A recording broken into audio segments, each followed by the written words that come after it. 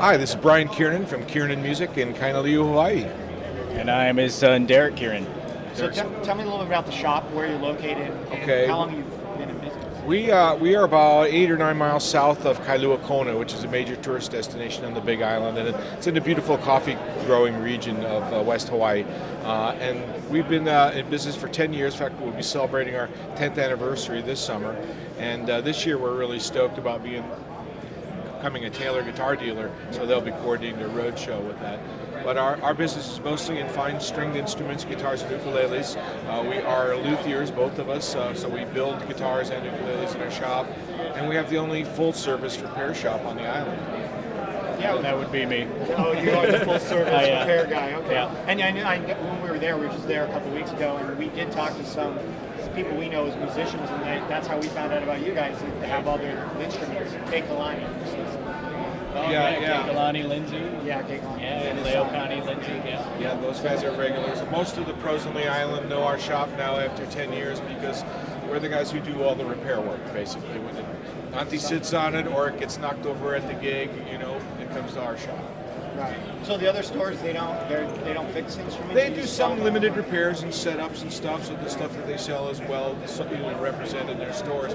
But if somebody needs a major refret, refinish, or a restoration of a vintage instrument, that's the kind of work that we do in our shop. Before we get into NAMM, let me just ask you one question about the island, the islands themselves. Does Hawaiian music go in and out of style, or is it pretty much a standard? I mean, Hawaiian music is Hawaiian much of the music culture in as everything Hawaii else. is Yeah. as prevalent and prominent as you could imagine. It is a staple in Hawaiian culture and the community. Yeah, I was going to say here on the mainland, it's becoming a sort of a trend. I'm seeing a lot of especially ukuleles, but other instruments as well. Yeah, absolutely. And so, here at NAMM, that's what I want to get is your perspective on the music industry in general in Hawaiian music, guitars and ukuleles and all that kind of stuff.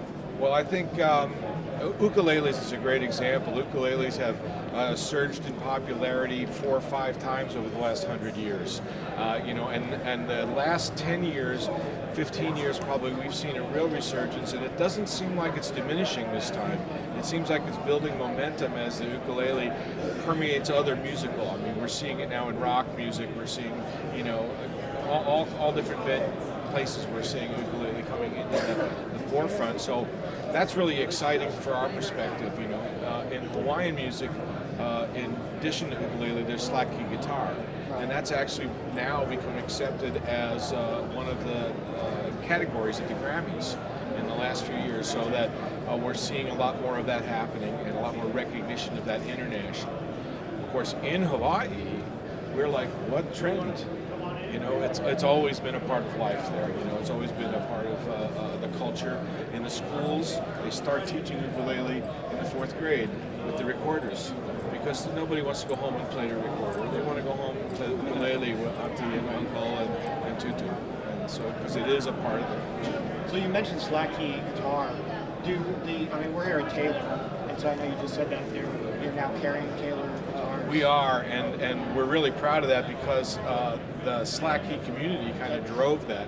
Because we've been working on their guitars, their Taylor guitars, for a while because they are really embraced by slack key players on the Big Island. And in general, all over the Hawaiian Islands, you will find a lot of people playing Taylor guitars, and that's why when we started doing work on them for all the artists, that I won't mention their names, but that we work for, we said, well, we need to be a dealer for these guitars, and we need to be an authorized warranty repair center.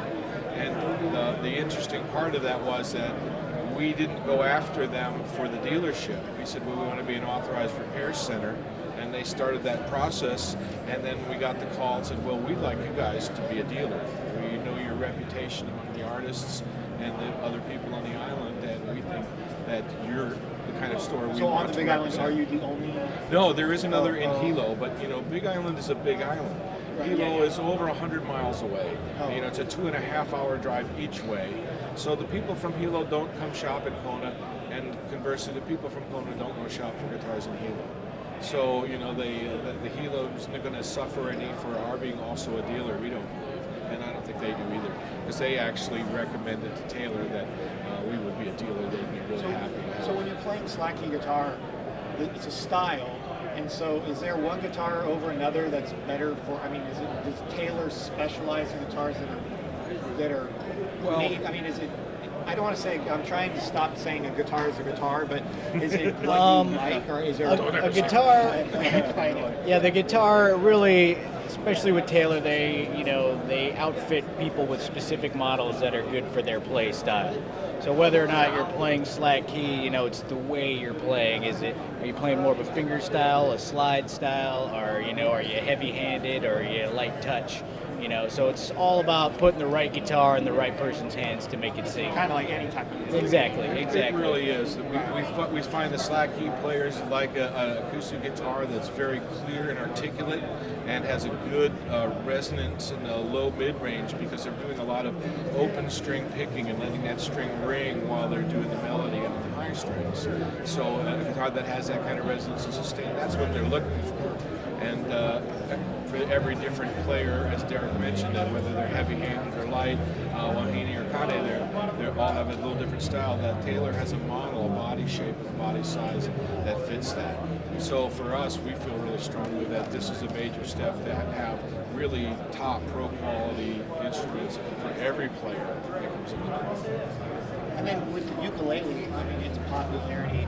Is that good for things, or is it? I mean, I know in your store you guys have a lot of vintage instruments. You got a whole wall full of them. And so, the newer, less expensive ukuleles that are coming, so people have that in their hands. Is that good for things?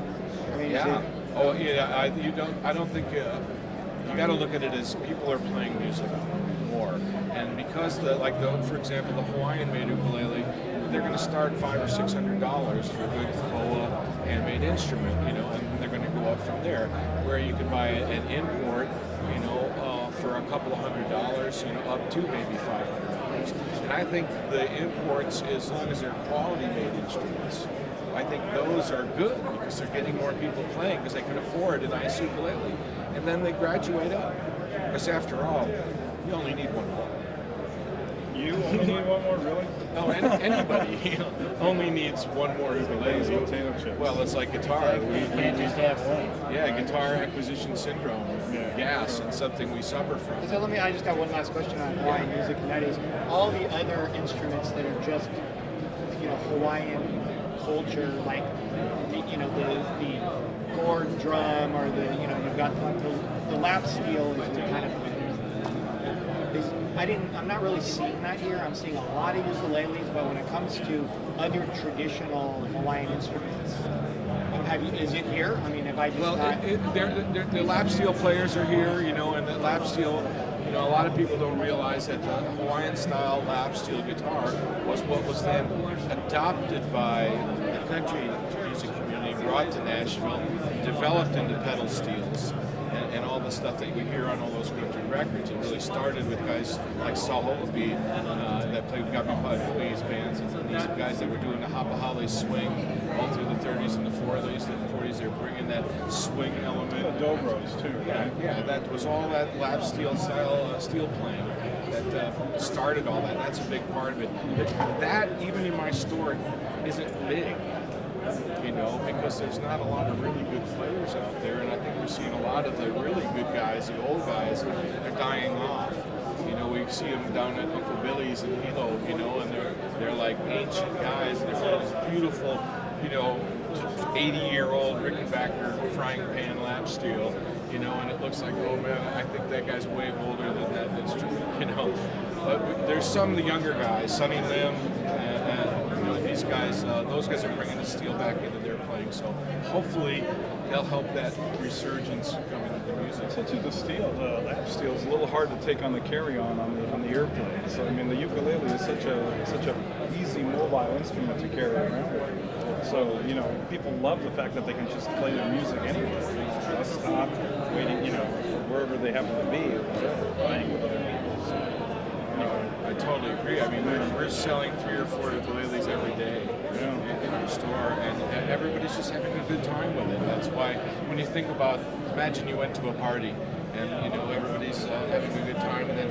somebody opens up a guitar case, and everybody kind of goes, oh God, singer-songwriter, uh-oh, right?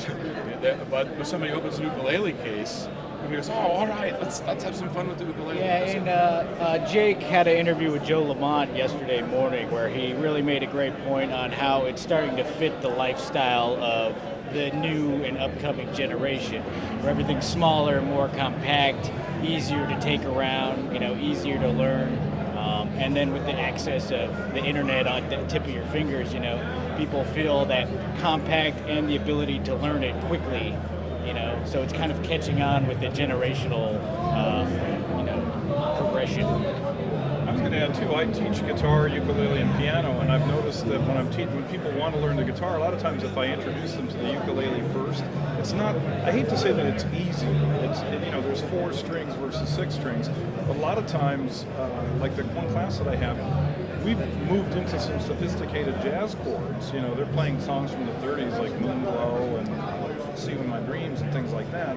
And it has such a nice quality. And the band that I play in sometimes, it's really nice to have the ukulele kind of in the high level, and then the guitar is always there like a keyboard in the middle, and then you have the bass, which is really nice. And I think a lot of people are realizing that are in bands too, that this adds another dimension, like Train, like you were talking about before. People are But it's just rethinking nice. the old, Where does this instrument belong? Wherever you can take it. Right. And that's pretty much it. And it has a wide range. I mean, you can buy a relatively inexpensive instrument and go all the way into the thousands, depending on what it's made Once out of. people come in, I tell them, we've got ukuleles from $99 up to, oh my God, are you kidding? Yeah, exactly. So, one last thing, and that is, when I was there visiting your shop, you said that you don't sell anything that you can't repair. Right? That's anything we interesting. can't stand behind. Stand behind. Okay, so that's interesting. Because unlike other stores, we do stand behind everything we sell. If you bought it from me, something goes wrong, we'll make it right.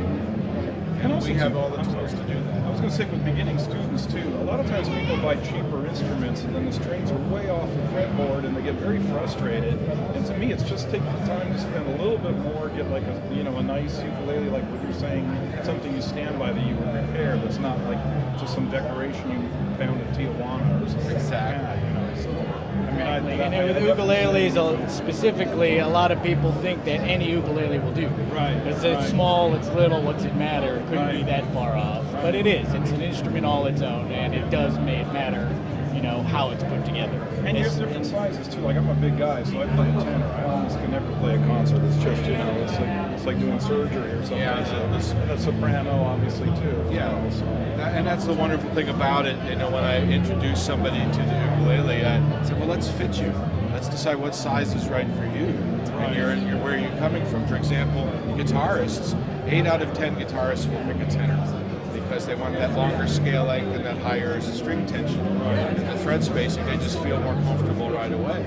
But as a general beginner, while most people think the soprano is it, because that's what we usually think of when we think of ukulele, it's the concert size is what we sell the most of to adults. It's a little bit bigger. It's not like a tenor, but it's not so little that they can't get their fingers in there. So we sell lots of those. I do have a question for you though. Are the raccoon coats going to come back? Because that used to And the be motor hats. Yeah, because I mean that was before Tiny Tim, kind of. Oh, bro, I tell you what, we had a while, restoration that came in a couple of years ago of an old Martin ukulele, and it came in. It was a gift for somebody, and they wanted to restore their grandpa's ukulele. Yeah. And in the case with it, they had a picture of him in college with the raccoon coat, the boater hat, playing the ukuleles.